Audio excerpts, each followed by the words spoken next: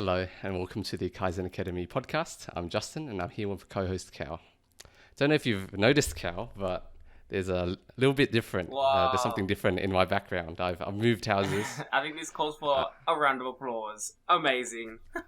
Dude, I am like I said right before the cameras were rolling, it's like I'm so jealous. So jealous to the point where you might see my background change in the next weeks. Set of dominoes. Yeah, Just straight up, bro. You're always leading the way, buddy. You're always leading the way. But dude, tell us about it. Tell us about it, man. Far out. Looking good. That's awesome. So basically all of this week I've just been moving stuff over. I start a new job next week. I don't know if I've mentioned that already on the podcast. So Another big changes. congratulations. Yeah, oh, thank you. So big changes in the life of Justin. So I had this whole week off. So I've just been like moving stuff over throughout the week. You know, kind of like try to settle in a little bit before. I don't want too many things happening at once. Yeah. And this week I rented a big van to like move our furniture. So I moved out with two friends, and then just drove around and then packed all the furniture in on Friday, drove it up to the city, and then unpacked everything. And I've got to say, it makes me feel much more like an adult having that under my belt, which leads well into our topic for today, which is adult milestones. You know, the experiences, the milestones that we felt like have shaped us into more of an adult. Because at this point, I feel 90% adult. I'm almost there. I don't feel like a child anymore. Whereas, Good on you, bro. like maybe when I was like 20, like for the most part, I was still like, Man, don't really feel like an adult. full-blown Or man-child at 20, to be honest. I'll be real with you. straight up. Just playing games. Mum's doing my laundry. 100%. I mean, But yeah, no, sorry, go for it, Justin. that's the topic for today. But before we jump into everything, consider subscribing if you haven't already. We've got our YouTube channel. We recently hit 100 subscribers. No way. Yeah. And then You're popping off. we're also on like Spotify or Apple Podcasts if you want to listen to the audio instead. But adult milestones, Cal. I guess like, do you just getting your feel for it? How much of an adult do you feel like at the moment? Oh, man. I mean, I guess without having actually moved out, that's a huge part, isn't it? And I don't know, I'd like to be open-minded. I don't want to, like, personally attack anyone as well, where it's like, oh, you with your parents? You living with your parents? You a baby. Like, you know what I mean? I want to, like, for me personally, and this is very much, like, anecdotal, very much my circumstances, I just find that, like, not being able to move out has definitely limited my ability to grow to some degree. Just, like, probably growing requires that much more effort at home. That's just how I probably see it right now. And for me right now, I'm in a position where, like, I'm kind of looking to, like, really supercharge, accelerate that growth, really, like, get me into, like, that adult mindset, adult mentality, kind of, you know, just grow up a little bit, learning to take care of myself, building a bit more autonomy into my life. And so I was like, you know what, I think moving out will definitely, like, light a fire under my butt a little bit, like, really get me to, all right, do your own laundry, Rent needs to be paid. pay the Things rent. need to be cleaned. Yeah. They're not going to magically clean themselves. You know what's crazy? This is so backwards thinking, but, like, paying the rent, or having to pay the rent, might make me a more, you know, fiscally responsible person. I don't know. We'll see. I don't know. But that's kind of how I'm why do seeing you think so? I don't know. Why do you think so? I think right now, like, living at home, you go, bro, my disposable income, I just spend it on whatever, right? And I have very low self-control, as we've already established over the last 100, like, billion episodes that we've done. It's like, I have the lowest self-control and I need any kind of help possible. But I know renting in itself, you know, a lot of people see it as, oh, you're just kind of paying money. And there is like it's silly when you can just stay at home and save all that money. But I think for me, as you grow up, in terms of the topic of today, as you grow up, I guess, like, that maturity, it's like kind of the maturity brings about, like, a difference in priorities. Okay, before, these were my priorities and this is what I thought really was like the most valuable to me. Some people grow up and you hear them say, you know, money isn't the most valuable thing to me, it's time, and time's the most valuable thing to me. And then you start to see them, like, spending for things like rent because they want to actually move out, or spending for meal preps, right? Or things like that, because their time is much more valuable to them. because they want to do certain things or whatever it is, it aligns for the goals in their life at that moment. I think for me, my goals right now would definitely align with moving out and kind of like getting there. So I guess back to the question though, it's like, how adulty do I feel? On I'd a say- scale of not an adult, Yeah. just a straight child, Yeah. and full-blown adult. I'd say I'm halfway there. Halfway there? 5 out of 10? Yeah, 5 out of 10. That's all Not right, bad. that's all Yeah, right. it's not bad. Not bad, not bad. Make more progress. And I guess the reason why we're kind of talking about this topic today is because generally I feel like the more adulty I feel, it's kind of a proxy for general confidence and just being able to withstand like things life throws at me. At this point, if there's a lot of things I think that life throws at me that I feel like, okay, it's not that big of a deal. I can like deal with it. I'll be able to work through it. I'm confident that I'll survive. As opposed to when you're a child, there's just so many things in the world that you're like deathly afraid of. And it's not a good feeling. And in general, it's good to have these experiences. It makes you just more well-rounded, makes you a more mature person. And I think all of these things we list out, it's maybe things that you'll consider doing if you haven't already, and then it will just add another piece to your experience, you know, help you mature in your lives. But I think the very first thing that made me feel like more of an adult was definitely graduating from high school, right? That was both a clear marker of my journey into adulthood. Yeah. So prior to that, like while in high school, no way. Like even like I felt like I was a child. Society feels like I'm a child.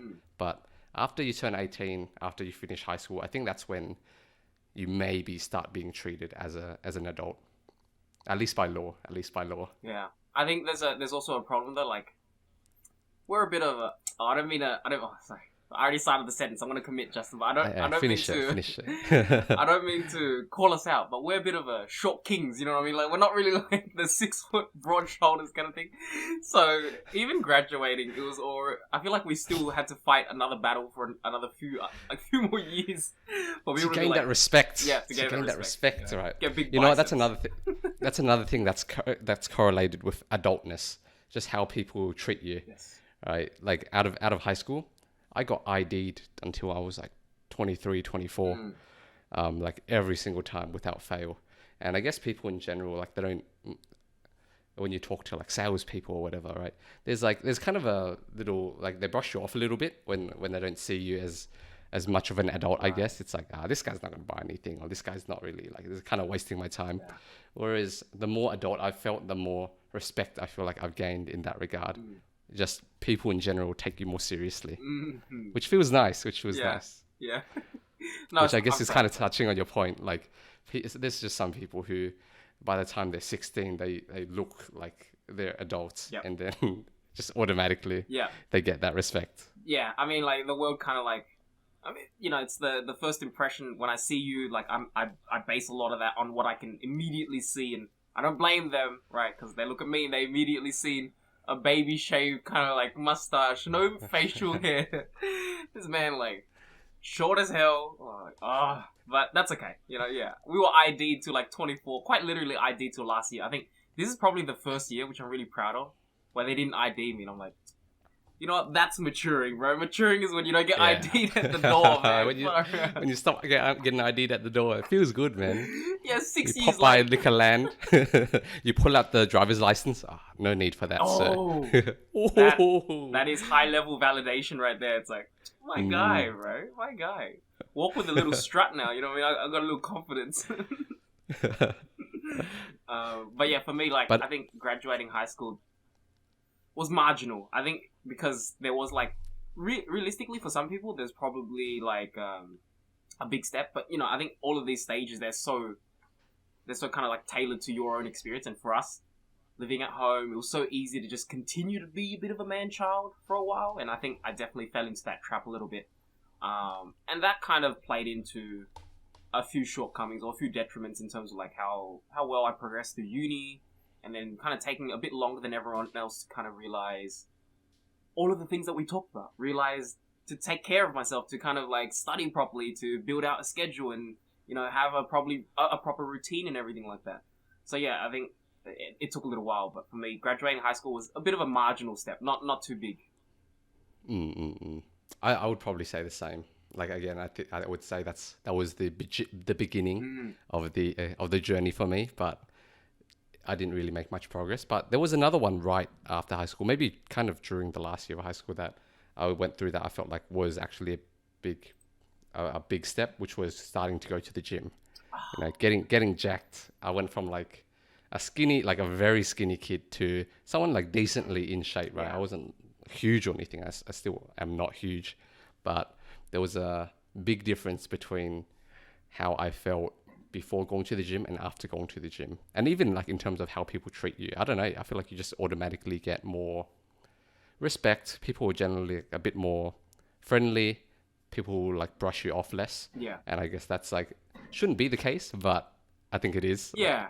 You know what? That's the other thing, man. That shouldn't be the case, right? But it's terrible. Like, I mean, I probably caught myself in the same position where like, you brush off slightly quieter people.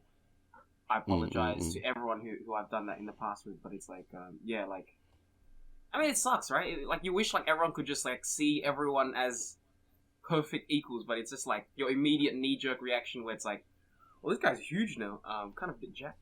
But like now that you say that, it's kind of like, I feel like there's a bit of a trend where it's like, as you start to, I don't know, carry out things where you're building that autonomy into your life, or like you're taking that control into your own hands. It's like gymming was, all right, I can control exactly how I look like. I want to look this buff. I'm going to go to the gym. I'm going to carve it out, and that's exactly how I look like. And as you start to build yourself into the person that you want, right? I think that's kind of the adult kind of confidence that you're probably picking up along the way. What do you think, Justin? Oh, that's a really good point. I guess you're kind of touching on like the fundamental principles of what we see being an adult is, and I think that's definitely a big one. It's not waiting for someone to solve your problems for you. It's you taking the initiative and solving your own problems, right? In this case, like, okay, I need to get jacked to like look better, to kind of do whatever, right? Yep.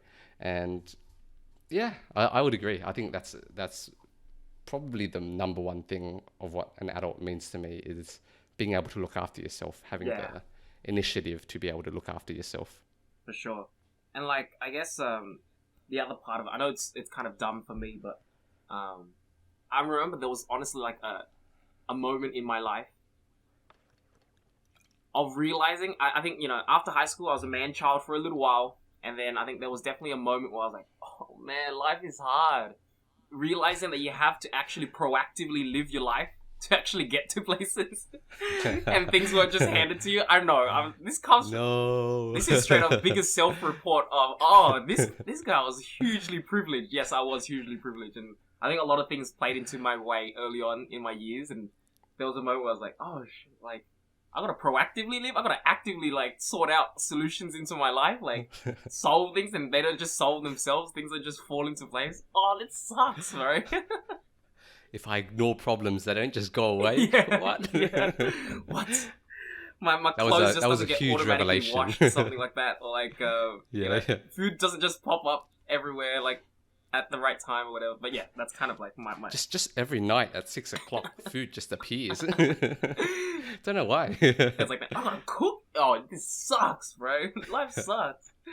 No, but that was a big one for me, and I think living proactively and learning that, oh yeah, you gotta put in effort, man. Which is so dumb. Like, now that you take a step back and you look at it, that's like, come on, that has to be something that you know. But for me, I was a bit of a man-child, and I didn't realize that until a lot later on, and that's kind of what we tend to talk about on a lot of these podcasts. It's like, what were the things that, I guess the things that I had to learn. I don't know, where else would I have learned it, right? Just, I don't know.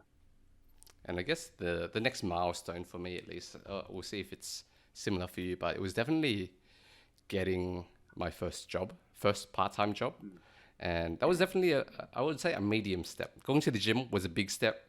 This was a medium step. Yeah. And just making money, like feeling like you're doing something, right?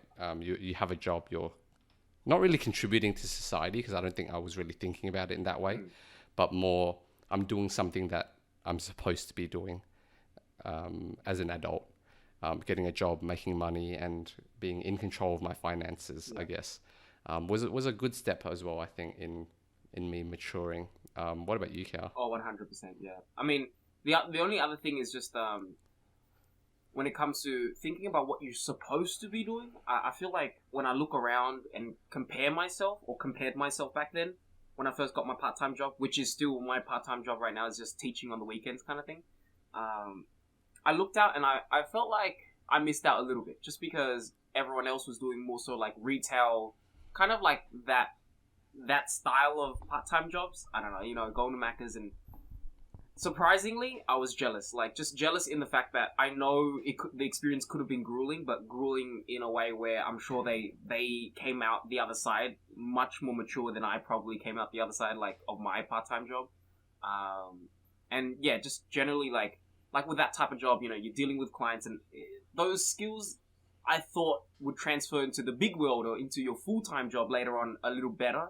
And I did miss out on that. I didn't have, and I still don't have any retail experience to this day. But, I mean, looking at it now, even, not too sad about, like, missing out on that. Obviously, I know it's a tough experience for a lot of the people who've had to kind of put themselves in those positions, get into these part-time jobs and just work crazy hours just to kind of make ends meet.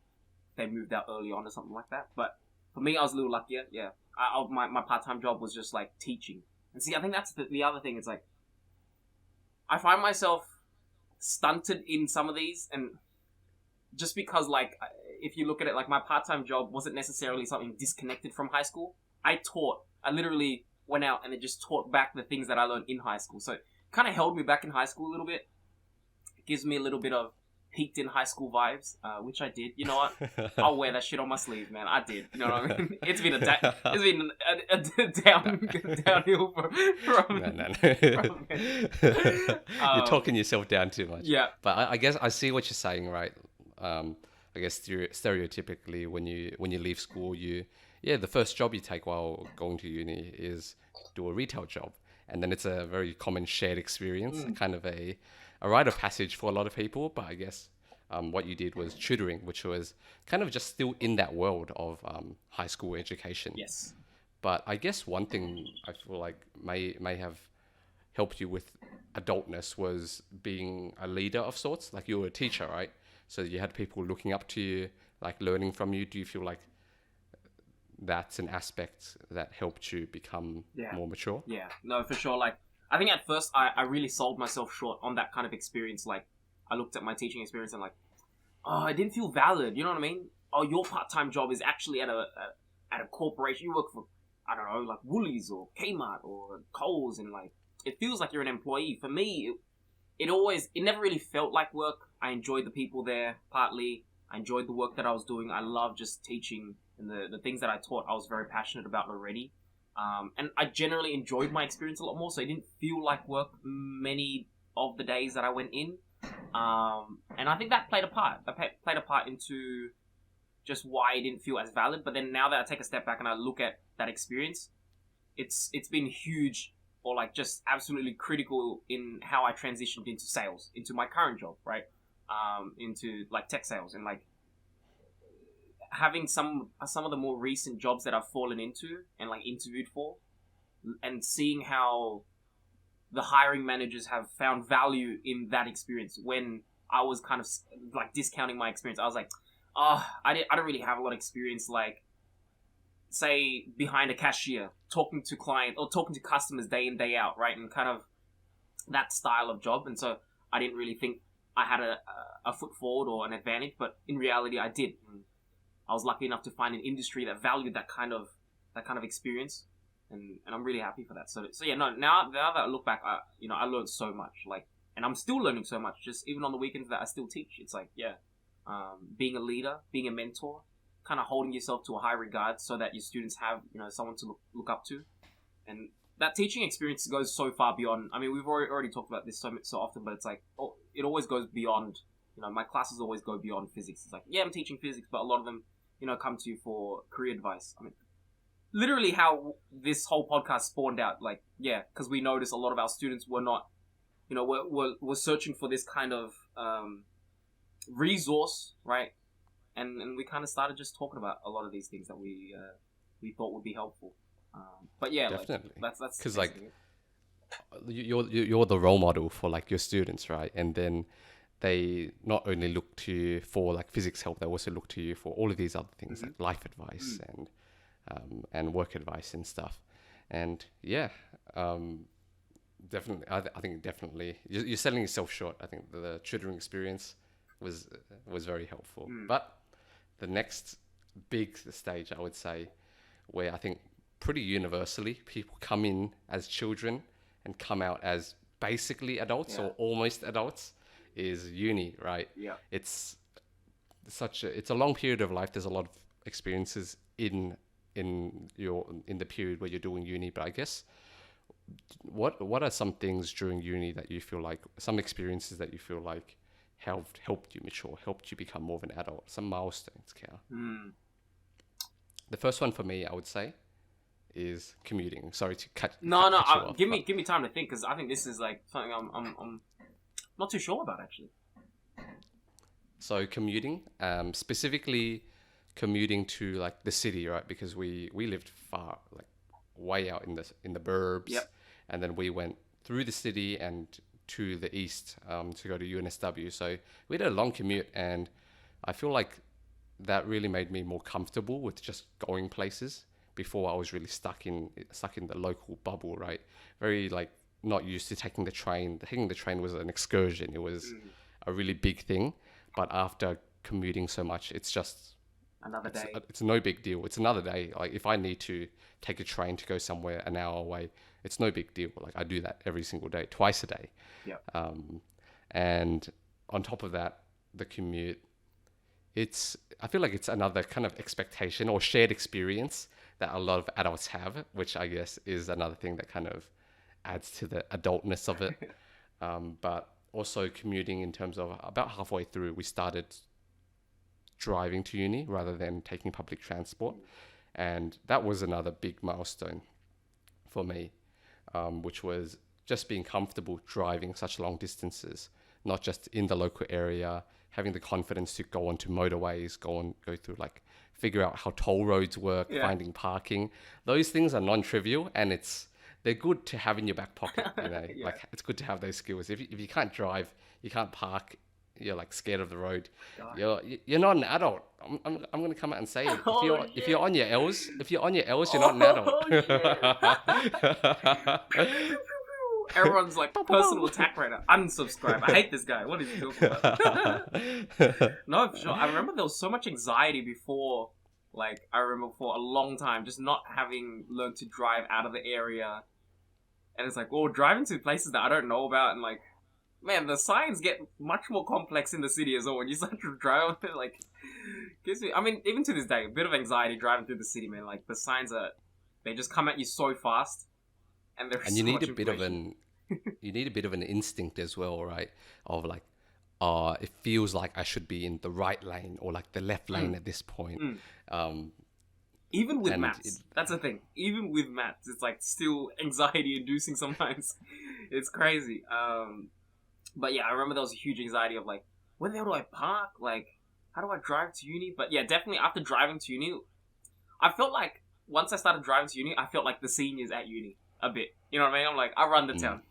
Like, yeah. I know what you mean. I would start rocking up to you like in my literal pajamas. Like, drive to uni, rock up in my literal pajamas, give 0 Fs about anything. Like, just, I don't know, just do these kids wearing their jeans, taking the 891, you know, like so much energy. Whereas the cool seniors, we're the cool seniors. We kick back, listen to some music while driving down the M5. For sure. I don't know, that kind of brings us to the other thing that I kind of wanted to touch on. It was just like, a huge one for me was just learning to not care about what other people think, how you look, what they think about you. I think it's still something I'm wrestling hugely with right now. So it's not something I've conquered. It's a bit of a learning process for me, but like, yeah, I think a part of growing up was realizing, oh my gosh, I used to put in so much effort to like dress for a certain standard, and then there was like, I guess, a time where I'm like, oh wait, why the hell am I doing this? Why am I dressing for anyone? And it's like, and then I kind of turned into a hobo. I guess this is where the pendulum swung a bit too far left, and then I just stopped putting effort in, and like we mentioned, like rock up to uni and literally just nothing, not nothing, but like, you know, just roll out of bed. Roll out of bed, yes. Straight into the car. Yeah. And we're not exaggerating. This is literally what we did. Pardon? Oh, we're not exaggerating. We literally would just roll out of bed and head to uni. A bit disgusting, but yes, that was virtually the reality, like towards the end of uni, wasn't it? And I think so. Now it's coming back the other way. You know, I'm trying to reel it back. I'm like, okay, don't go too crazy on that side. And there's definitely some value in dressing up a little bit, being presentable. Okay, but that's it. Like trying not to put too much emphasis on it, where it's like, oh, if I wear this, what do people think? And I mean, kind of on brand today, my hair I haven't cut in like 10 years. And look, the next podcast I will come a bit more well groomed, but like, you know, just like, yeah, I look like, I mean, my hair is terrible right now. My sideburns go down to my damn jawline. It's ridiculous, but kind of being comfortable. Like, I think if you caught me a few years ago, oh man, like deathly afraid to like go out in public like this, or like even be on camera like this, even worse, right? But now it's like, hey man, that's who I am. That's what I look like, man. It's like there's not much to like. Cut yourself a bit of slack. You know what I mean? I'm not a supermodel. It don't have to be. You know, it's cool, man. It's cool. And I think that was a big one for me. That's like, I guess a lot of the maturity milestones for me have also been like more of these soft milestones, not necessarily like, oh, graduate this, but it's like just sitting there and like realizing certain things and then kind of carrying myself through life a little differently day by day. And I think that's a big one as well. Definitely. Just like being less worried about how people see you. And I think that's definitely like a hallmark and one of the benefits of being more adult, you know, like getting these experiences, just because you realize what's important and what isn't. And, you know, it feels good. Like you're just less stressed about things that don't matter. And I think you regret things less when you kind of realize what's important. And the only way I've really found to be able to do that is to gain all of these different experiences. You try things out, you feel bad or you feel good, and then you realize, okay, what is important? Or does being able to party all the time matter? And I guess that goes into another thing that was, I think, kind of a big milestone or a big rite of passage is going through the period of just going out and partying a lot. You know, going like clubbing, going to karaoke, going to like raves. And really just having those experiences, even though I feel like we're both kind of maybe started like slowing down on those things. Yeah. It's something that I feel like you should have at some point in your life, or it's such a common experience. Yeah. Like it might not be, you know, I think a lot of people come across a bit, you know what's another thing maturing is realizing, or just opening your mind a little bit and just being open to things, man. It's like, I think I was very abrasive, like I was very really against it, and I was like, just try it, man. Just like, you didn't like it, fantastic. Now you know that you don't like it, and try the next thing, right? It's not necessarily, I think, a huge waste of time. It's like and being open-minded to some of these things. And yeah, definitely in the early days it was very much everyone was doing it, so I'll just kind of do it to try it out. And I think nowadays I'm more so like, if I were to go to a rave, it's very much, I am very passionate about this individual music producer. Not necessarily, I'm just doing it for the sake of doing it. I do remember like earlier on, I was like, what are you guys listening to? I'll just listen to it and then I'll come along and I'll just kind of see what the vibe is, right? And I mean, why not, man? Just try it out. Not for you, that's perfectly fine, right? It is for you, cool, you found something that you really enjoy, right? But like, that's the thing, man. Like, growing up and just knowing, or like kind of staying closed-minded in terms of your experiences, can really like, you can really sell yourself short in terms of life and what it has to offer you, man. Yeah, definitely. And you know, like if you're, I've seen this a lot, like especially coming from a nerdier group of people, I guess from like school, you kind of get these people who are like too cool to like party. It's like, that's like while you were out partying, I was like studying the blade kind of thing. And they just like throughout like their early 20s, they don't really go out much. They don't put in effort and like they don't try these things out. And then you see a kind of a rebound eventually at 26 or something when they start working, and then they go a bit crazy because they realize, like I kind of was too cool for these things for no reason. Yeah. And turns out like there's a reason why people like them, and if you've tried them out and then you end up like, oh, that's not for me, that's like completely chill. But there's a big difference between someone who has never tried something and is like and hates on it a lot versus someone who's tried it and then it's like not for them. And I'm sure this only applies to some things, right? You probably don't want to try heroin and then and then like and then you're like, oh, you can only say Yeah. no to it if you've tried it, right? No, that's clearly not the case. But I feel like as a general rule, it's good. Try like gain experiences. No, for sure. And any other experiences, Cal, that you can think of in terms of uni that has made you more of the person you are today? Oh, I don't know. I think for me, uni, a lot of the things that made me the person today were probably more of the, not necessarily uni-centric or uni-focused things, or more so like the things that we've discussed in our previous podcast, like learning to lay out my day properly, learning to lay out my week properly. Some things I haven't actually come around to, but like I know we've talked about the importance of journaling and things like that. You know what I mean? And so like not necessarily, I didn't kind of, okay, I was definitely in the camp and fell into the camp of like, oh, I'm too cool for this. And I think the thing that I do regret a little bit is like not being a bit too cool for like societies at uni, right? I'll come out and I'll kind of admit that it's like something that I didn't do, so I didn't really have a strong sense of cohort, sense of like community when I was attending my degree, and that sucked. I find myself, because of that, like kind of rebounding a little bit, and now that I'm in like certain grad programs and I kind of meet these peers in my jobs, and you know my job is not necessarily fully adult yet, we're still learning a lot. I find myself kind of like relishing in that sense of community, that bond that we now have, and I feel like, oh, maybe I do regret a little bit not kind of taking advantage of the experience. So when it comes to uni, I think I didn't really make the most of it, and I only kind of unlocked a lot of the potential very much towards the end, which I guess like I'm like living proof of what you shouldn't really do, right? And yeah, just like not trying it. I didn't even give it a stab, you know, like joining societies. And I was just like, nah, I'm kind of just Siebes. And I hate that in myself. Like I hate being that type of person where it's like, have not even experienced, but ready to hate on things, like be the contrarian. I'm too cool for that. I definitely have a bit of that in my blood. Just like, I was a bit of a nerd, right? And I don't know, it's something with us STEM lords, bro. We just love being too cool for things, man. It's in our blood. It is in our blood. I know what you mean. And I guess I kind of went like the other way in uni as well, in that I like really got deep into societies.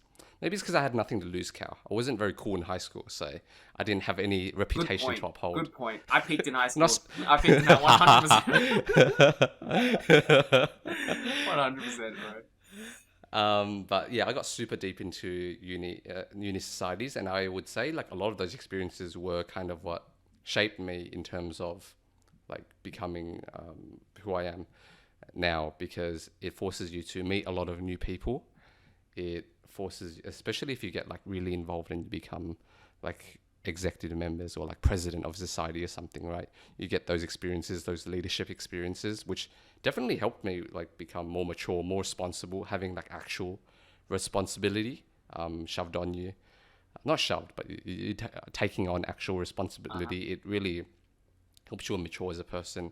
But I think the biggest thing was really just expanding my social circles, because I feel like if you just hang out with like your one like high school group or whatever, you just don't have a good variety of perspectives, or you don't hear about people like coming from different places. If you just hang out with your high school friends, you're probably all very similar because you gravitated towards each other. You all live in the same area, probably had similar upbringings. But meeting like so many other people at unis and really being able to find who I was, because I feel like as well, when you hang out with one social group, who you are kind of gets locked in. You can't try out new personalities, I guess. You can't like try being someone like you're not, I guess, because you're They'll this call you person out. of the group. Like, what the hell's Yeah, going they'll on? call you out. Yeah, what are you doing? You're not Yeah. funny. Yeah. You're not the funny guy. That's me. But when you, and we've kind of touched on this before as well, in that when you meet new social groups, it kind of gives you a chance to take on different roles, right? Like maybe you're not normally a leader in a social group, you know, the person who gets everyone together and kind of organizes events or kind of makes decisions. When you, that was kind of like a big thing for me, was, okay, deciding, you know what, like, I'm going to put in actual effort when I meet new people and stuff, you know, put in the initiative to invite new friends out and like get to know them. Yeah. And I think that was really instrumental to me becoming just more well-rounded as a person. Dude, I love that. It's like, it's probably not impossible to change yourself within a personal, like, say, a social group, right? But Not impossible. boy, is it hard. Like, it is quite difficult. And I'm sure you'll give yourself a fighting chance if you kind of just meet new people. And I do find that as well. It's like, I start, like, a lot of my friends nowadays are just built around work because I love them. I've said it before and I'll say it again. Like, you've given me a platform, I'm going to tell you how much I love my friends. But but realistically, it's just like, when I meet new people, yeah, it's like, oh yeah, I didn't notice this, but subconsciously, yeah, like, it's given me room to improve. Say, oh, you know what?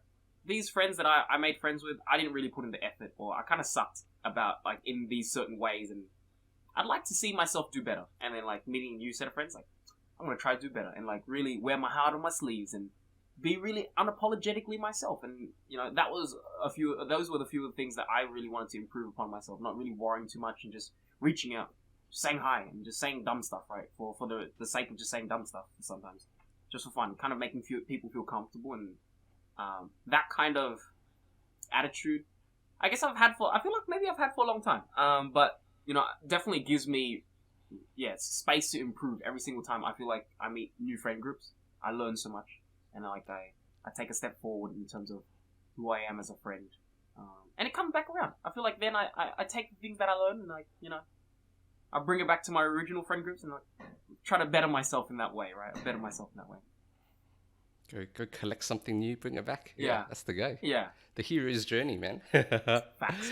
And here's another one. I think you'll appreciate this one, Cal, which is learning to appreciate coffee and beer. I feel like they're not requirements to be an adult, but I feel like they're hallmarks of someone who has become an adult. And I don't know. It's just something I've noticed, Cal. It's people who at some point they become interested in coffee and they learn to drink beer, right? Because initially you just as a child you coffee. Let me drink my V. Yeah. Or beer just tastes bitter. Like, why would you drink coffee? It just tastes bitter. Yeah. And being able to, I don't know, appreciate these things. Again, they're not requirements, and I believe they're bad for you. I don't think they're good things to have in your life. That's the problem. Yeah. But they are fun, and they are fun to talk about with other adults, right? So I guess we'll start with coffee first.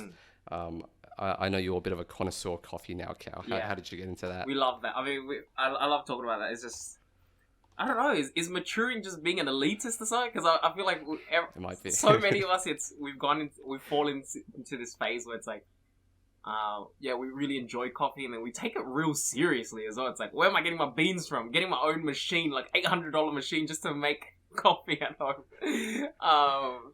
Like, how do I grind the beans? I mean, I went over to Brian's house the other day and he was walking me through. Ray came over the other day, taught me how. I mean, Ray has, like, actual barista experience, so he's, like, came over, like, really taught me the ropes. And yeah, it's just, you know what, like, coffee, not necessarily, like, drinking coffee, but drinking coffee without sugar. If I see someone drink coffee without sugar, I'm like, oh, this guy's a little bit of an adult, right? And am I calling out everyone who drinks coffee with sugar? Hell yeah, man, you guys are players straight up. No, I'm kidding. But like, that's something that I've personally come across. It's like a lot of us have just learned to appreciate coffee and really take it seriously. Like, oh, you know, we talk about beans. We literally just talk about beans. Like, where are you getting these beans from? Oh, this bean has like a hint of this. And honestly, look, I'll be real though. Like, there is the fun side of just discussing and talking about that for days, but also I've learned that, like, you know, I've learned from Ray actually that like Australia has a really high standard of beans, so like, or just coffee in general. So you can get decent, like very passable coffee at most places. That's the thing. And for me, there are definitely diminishing returns, right? If you buy me $5 million beans, it will probably taste like the slightly above average beans that I'm already getting. You know what I mean? To me, I don't really know how far like I can differentiate. But for me, it's like if it's like old Woolworths beans versus like just roasted beans. Okay, yeah, I can tell the difference, but it starts to fall off a little bit. So I'll be real. Like, I'm a bit of an elitist, but I won't take it too far. You know, I just enjoy my coffee, and I don't know, it's a bit of a ritual. It's a bit meditative, like the process as well. That's something I spoke with a mate recently, just because we both got like machines and we're just making it, just like kind of grinding the beans, you know, pushing the beans down, compressing it, and then kind of like just sitting there waiting for the water to press through and create your espresso shot, foaming the milk, learning latte art. It's a very, I find it very meditative, and there are like a billion ASMR videos out there on making coffee, right? And I'm sure that's a testament to like just how calming the process is. I really like it. I like doing it, and that's a big part as well. And I would say I am one of those plebs. I actually drink coffee pretty often without sugar, but I can't tell the difference between many coffees. I'm not at that stage yet where I can really tell like, oh, this bean has like this flavor and stuff. But I can tell when it's like a coffee is bad. But I like McDonald's coffee. That's I'll a be real, staple that's for valid. me. Do not let anyone say that's invalid. Like, I think for the majority of people out there, like McDonald's coffee, for something that's fast food, like fully, you know, it's not even, I mean, for a fast food joint, for a franchise like that, I think they do it quite well. Their standards quite well. And I drank Macca's coffee for a long time. Do I make better coffee now? Yes, 100%. But for the convenience, right? For the convenience and like the fact that they got like 16-year-olds in there doing it, it's pretty decent. You know, it's pretty solid. But that's like the thing. It's like our standard of coffee is pretty high, I think. So, you know, even you thinking, oh, I'm a pleb, is probably like a shot above in a global sense. You know what I mean? Like, you talk to someone else and they'll probably like be amazed by your taste. I love Starbucks. yeah. But I guess in contrast to that, I would say I'm a bit further along in my bee journey. I am a good appreciator of bees now. I've like started learning like the nomenclature to like be able to describe it. Yeah, like this bee is a bit hoppy. This bee is a bit sharp. It tastes sharp. Oh wow! Like, a little bit fruity. I'm behind on this one. I just love my beers, but definitely haven't gotten around to that point yet. And I know what beers I like and what beers I don't like, and it takes a little while to like develop that kind of like that taste, right? Because at first it's such a strong taste that it just hits you that all of them taste the same. It's just bitter. Yep. But I guess after a while your brain kind of starts filtering out like the baseline, like just the baseline bitterness, and you're able to taste the underlying taste of the beer. And I was having I think we've mentioned it before already, but I had a nice chat with a friend who's not into beers yet. You got to get into it, Angus. It's a requirement now to become an adult. No, it's not a requirement. But we're just talking about what is it about beers that make them fun, and I think the alcohol is a big part of it, definitely. It's like fun to have like a little bit of a buzz. It's not like it doesn't hit you like super hard like a hard liquor would. It's something nice that you can just hang around with friends and just sit around for hours and chat with, and it's very refreshing. And another thing that we talked about was that the reason why I think it's so appealing is that you can just keep drinking it. It's not the taste is dull enough that you won't get bored of it like very quickly. If you drink a can of Coke, that's like, okay, that's about it for me. I don't want 5 cans of Coke, but beers you can sit there and just drink like 6 cups and you're fine. It's like it's good, and I think it's because the taste is a bit duller. It's not as intense, as concentrated. No, that's a good way of putting it, dude. So for me, sweet things, like I like the sweet thing for like 10 seconds. I'm like, all right, that's it, enough.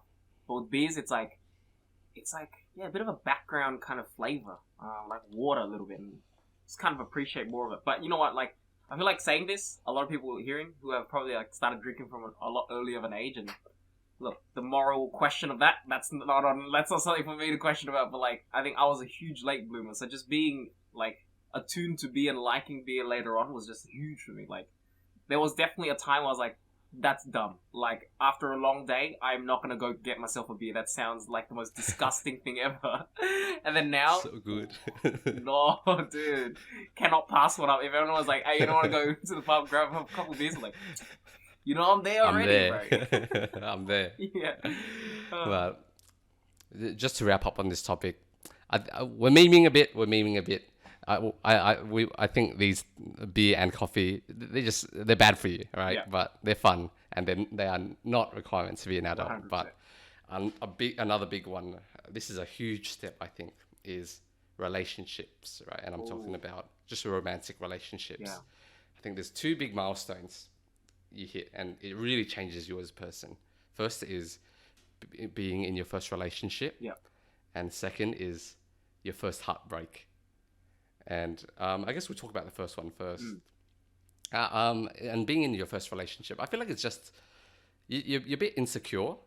Like, if you've never been in a relationship, you got into one quite early, so Yeah. I don't know like how, like, if you really felt that, but I feel like for me at least, like in like coming out of high school, not having dated ever, or like in first year of uni, not dating anyone, I don't know, it just feels, it very much still feels like you're a child. You're like, you're quite insecure about it. Yeah.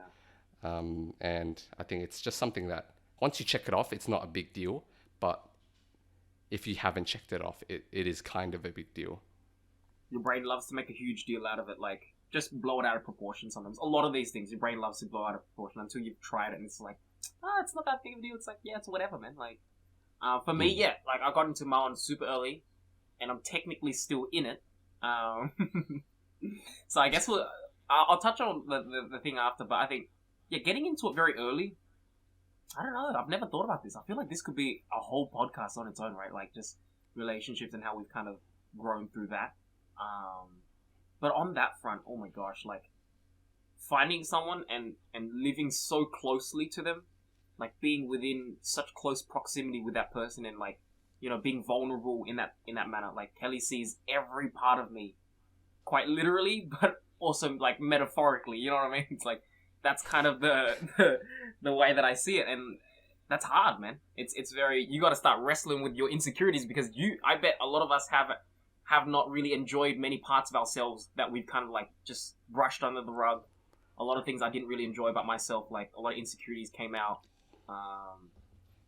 So I think it was hard at first, because I think I got in early, you know, I invested early, and it made it a lot easier for me. I didn't have to worry too much, and that insecurity went away. But I think growing up and looking into, okay, I need to actually make sure this relationship is sustainable, and that we continue this forever. I was like, okay, I've got to start working on myself as well, right? Which is hard. Once again, it's one of those things where it's hard to work on yourself in a relationship. You know, it's probably a lot easier if a lot of people break out and they just go wild on their own for a while. But I think I found a rhythm, and Kelly was extremely accommodating for this. She definitely helped give me a lot of space.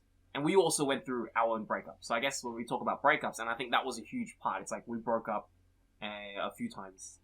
But, like, that was an experience that I think when we now come back, or we came back so much stronger.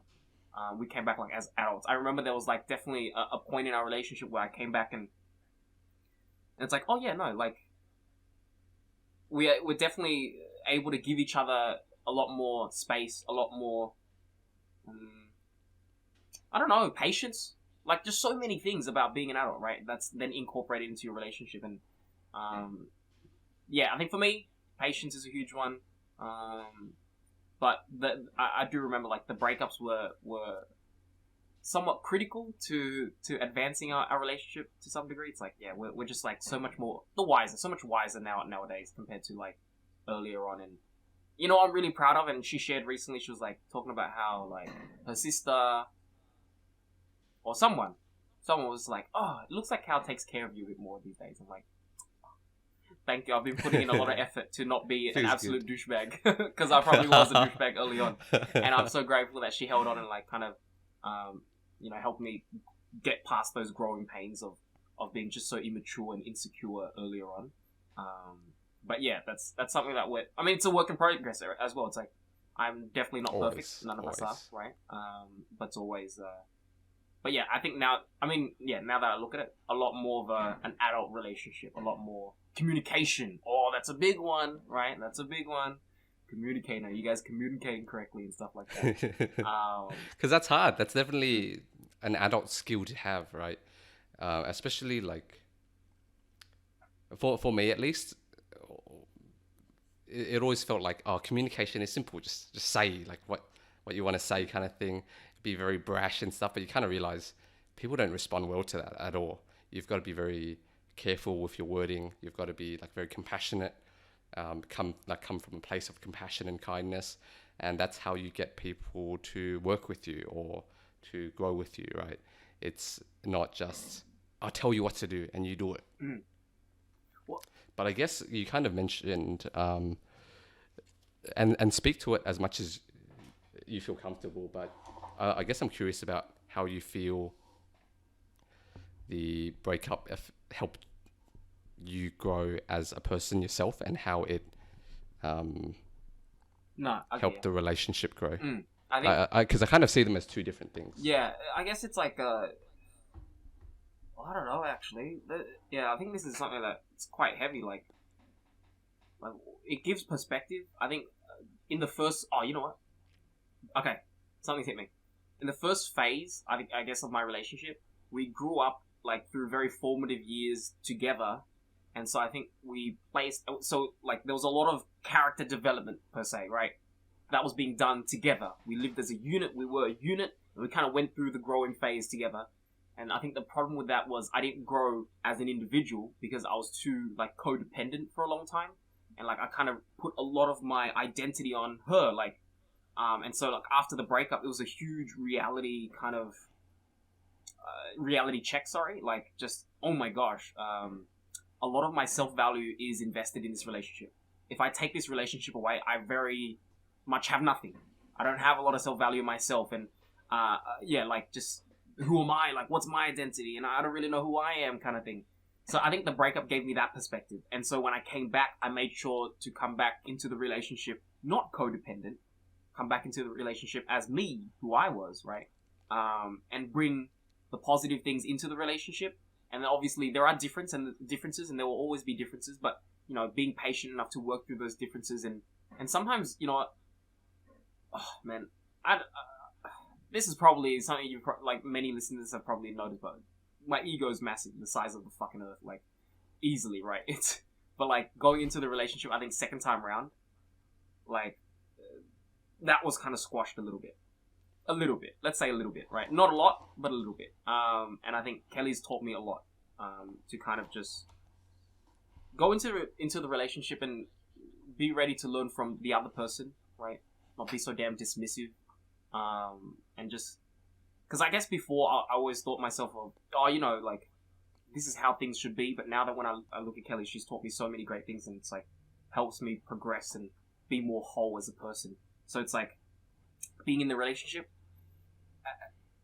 in a more productive manner, right? Being in the relationship so that we can better ourselves instead of just kind of holding each other back. I find myself now, the attitude, the way that I see it is like, I'm in this relationship so that we can bring the best out of each other.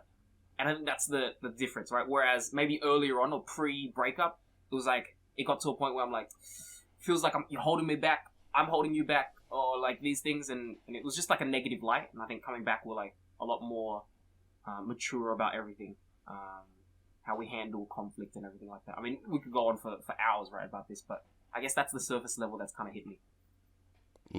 And like for sure, it sounds like it had a big impact on you, right? And I would say the same for me, going through like my first breakup. I don't know, it's something about it. I guess you normally never like go through that much negative emotion. It was really confronting to me because I'd never had like a death in the family or anything. So that was the first time I had a really negative like experience. Loss, just really and large loss, man. really large loss, Yeah. and it hits different, man. No, for sure. I mean, I was there, right? Yeah. My guy, we were there. My guy. Just driving around in the car, having a cry. Yeah. Oh, that was the first time you hugged me. I was like, whoa, I'm hugging Yeah. my boys right now, and you know what, man? Normalize this shit. We need to hug each other more often. Yeah. But yeah, it's like, it's insane how like painful it is. It feels like, I remember I was like, oh shit, this almost feels like physical pain. And I guess the way it helped me grow was it really put things into perspective. It really makes you question like the way you live your life, or the way you present yourself, I guess. I guess kind of similar to, it kind of makes you rethink the way you approach how you interact with people. Am I really like doing the right thing when I let my ego take control or whatever? And I think like you were saying as well, it really helps you figure out that you need to build yourself up as a person. You can't have so much of your identity invested into a relationship. You need to be your own person. Otherwise, you'll just completely crumble. Yes. Yeah. It's like, do you stand on your own 2 feet before you actually jump into this relationship, right? And I think that's the pitfall for a lot of people who kind of enter it earlier on, like myself. It's like, it kind of goes under the radar and you don't really notice it. And it's like, oh shit, I don't actually stand on my own 2 feet as an individual before getting into this relationship. And I think that's a good litmus test. Am I actually getting the best out of the other person? Is the other person getting the best out of me in this relationship? Then okay, I think that's really good. That's like kind of where you want to be headed. That's your North Star a little bit, right? But I think, yeah, making sure that you have still some self-value outside of that relationship. I stand as an individual. Like, that's really important to ask yourself. It's painful. It's a painful question sometimes as well. Definitely. I think I also gained like a new appreciation for sad songs, for breakup songs. Yeah. I remember I always liked the script. You know, they've got cheesy like breakup songs, and as a child you kind of listen to it, and then it's, oh yeah, it is kind of catchy. But Oh, they're bangers. I What do you remember mean? there's like, Straight up. that's What, true. like That's true. Break They are Even? bangers. The man who can't be moved. Dude, I was listening to those songs like in my car, and I was just like, this guy's right, man. I love that. The catharsis of that, man. It's just straight up. I'm sad. Let me sink myself even lower. Send me the sad songs and let me just like enter the eighth level of depression or something like that. Just straight up. You just want to be in that mood, right? You don't want to hear like happy songs, because you kind of hit a point where like once you start crying, you feel a lot better. It's like a relief. Yeah. But I guess I'm gonna rapid fire a few more milestones to you, Cal. Yeah. What do you think of travel? Do you think that going overseas? Yeah. Do you think that made you feel more like an adult? It's definitely like I guess we flip it back to what we were saying before, and it's just expanding the bubble. I think there are certain like tenets of growing up, right? Like having the autonomy and having control in what you want. And I think the bubble is another part. The bubble of just expanding what you know the world to be, another huge part, right? There is definitely a bit of a barrier of entry for that, but yeah, you know what? I think traveling overseas has definitely opened my eyes, and is it fun? Holy hell, yeah, it is like super fun, right?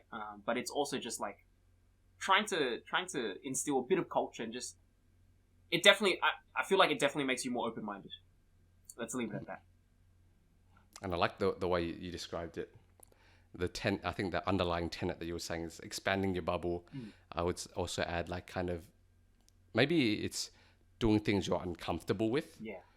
That's like kind of makes you more sure of yourself. Ooh, that yeah. Even if I encounter something that I'm not used to, I'm able to deal with it. Yeah. And I think that just comes from pushing yourself to be uncomfortable in many different experiences over time.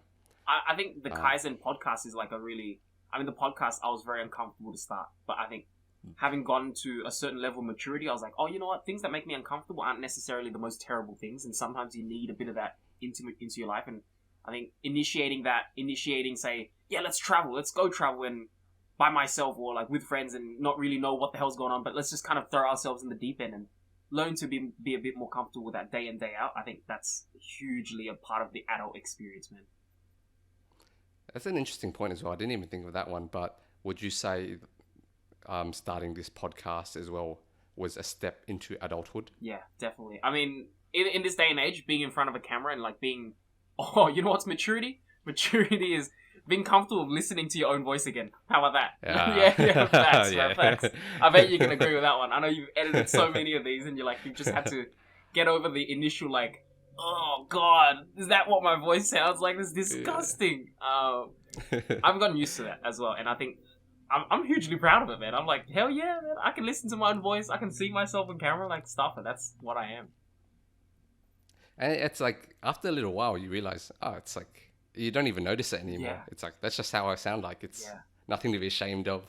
I guess the first time you do it, it's like, it shatters your reality. Yeah. It's like, oh, do I really sound like that? It is what it is. Wait, Justin, can I flip one back onto you, just like quickly, because this trend of maturing is realizing this, right? I'm on TikTok quite often. I think I'm maybe on the internet a bit too much these days, but like there's a trend of maturing is realizing, and then people like they insert like certain hot takes, right? Now this is a terrible hot take, but I want to kind of see what you thought about it, because there's a massive trend, like a bunch of videos under this kind of like sound on TikTok, and it's I think the most popular one was maturing is realizing Thanos is right, or some shit like that.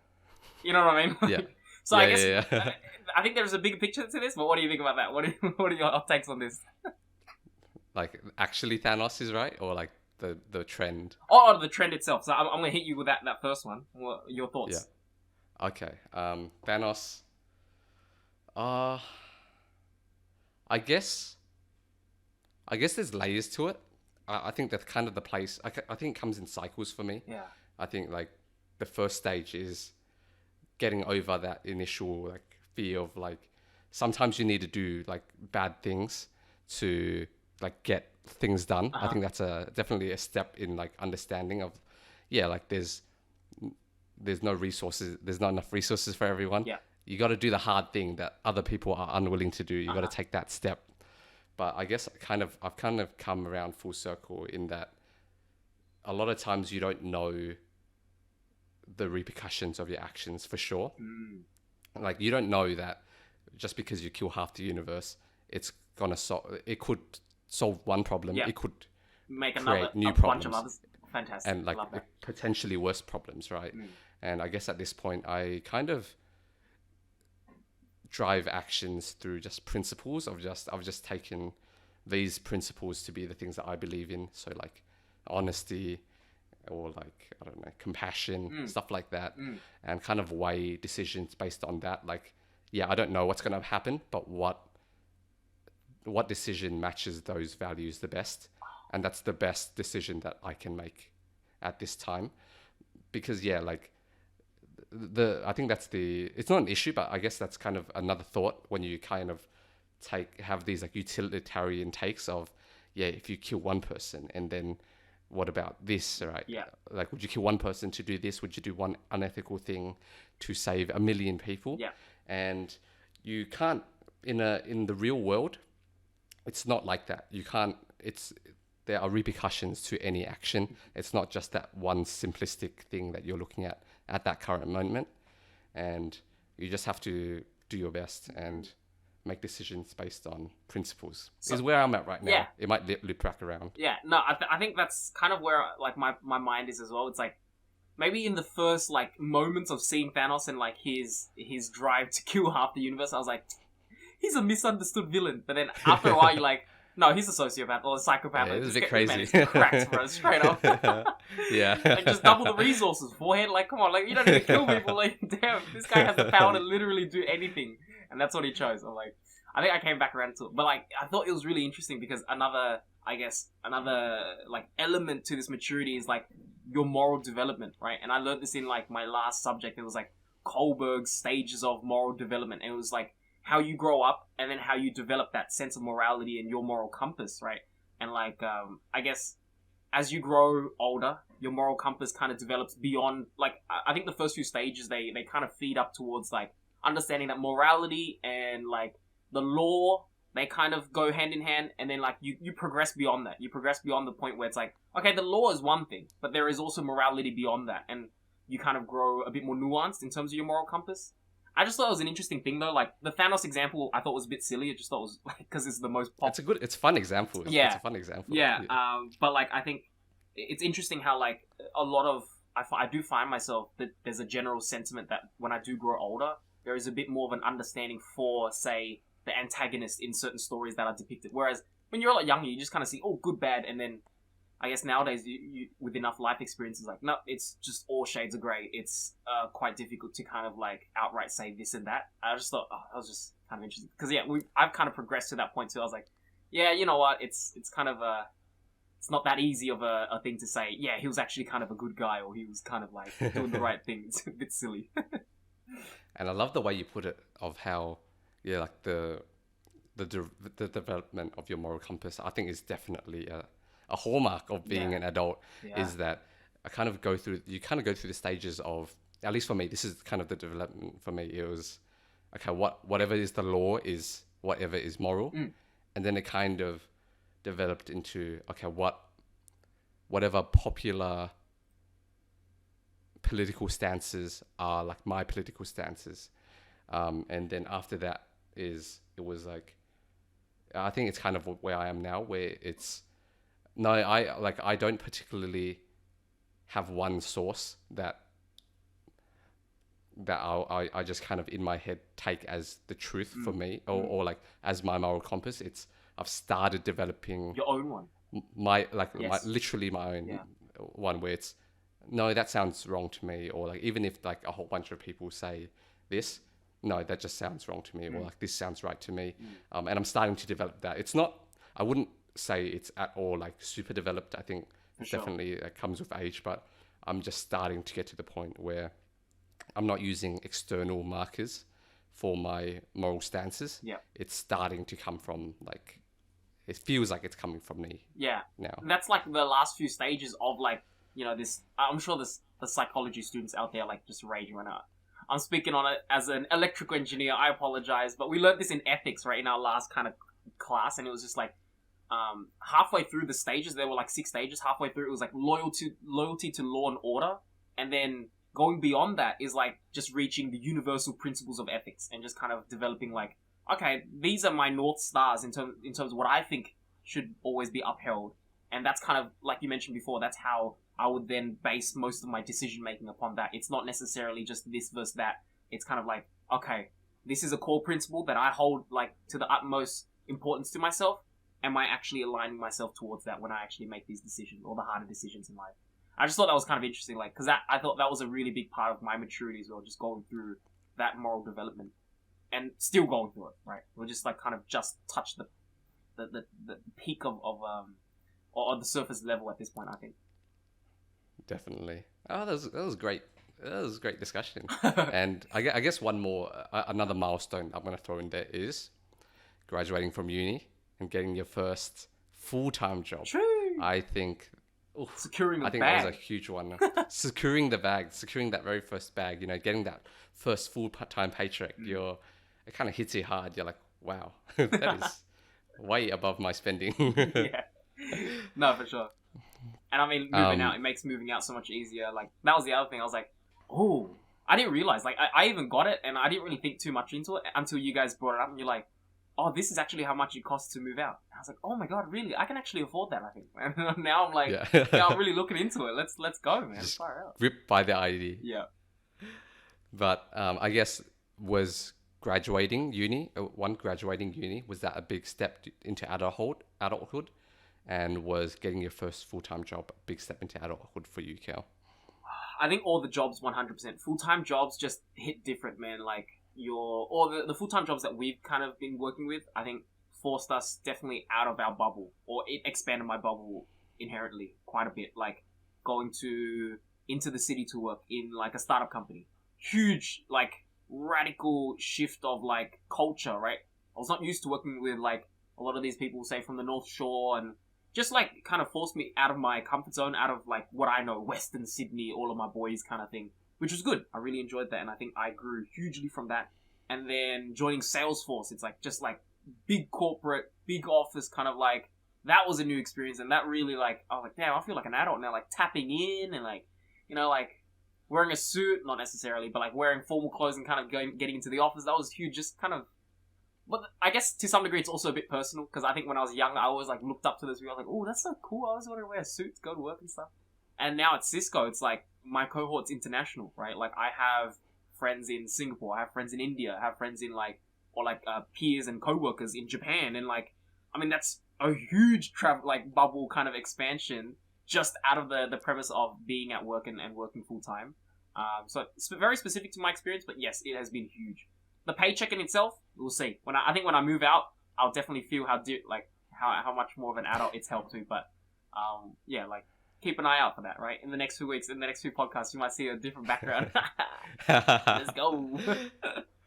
Definitely. And I think for me, graduating wasn't too big of a deal. Like, it didn't feel like a big step. It was more of a ritual, I guess. Oh yeah, than a milestone for me. But getting my first full-time job, that was like, that felt good. It was a big boost to the confidence. I think it makes it easier to talk. It's very nice to like be able to talk about like your work when someone's interested in it and you're actually proud of what you're doing. I think working your first full-time job, you just feel a lot more competent. I think at that point it's starting to be like, oh, I'm actually contributing to this company or contributing to society as a whole. I'm actually a valuable member, a productive member of society. Another one is that our companies are actually, they want me to work for them. It's not, please give me a job, please. It's like a bit more balance in that power scale of, no, maybe the company's not right for me. Maybe I'm not right for the company, but there are like, I know my skills are in demand. And it's a really good feeling. And it really makes you feel more mature, I think. In your own skin as well, comfortable in your own skin. It's like, this is who I am. Comfortable in your own skin. Like, confident. You're not as insecure. You feel like you have a place in this world. Yeah. And I guess just to close out, I'm moving out. I've just moved out. This is my new room. That was definitely a big one.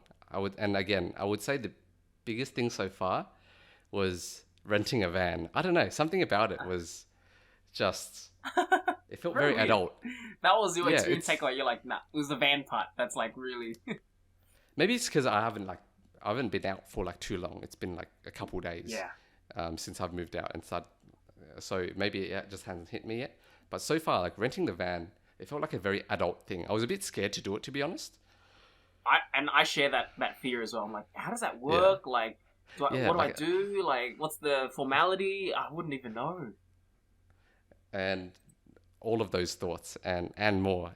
But I got through it. It's fine. It's like, it's actually not that hard.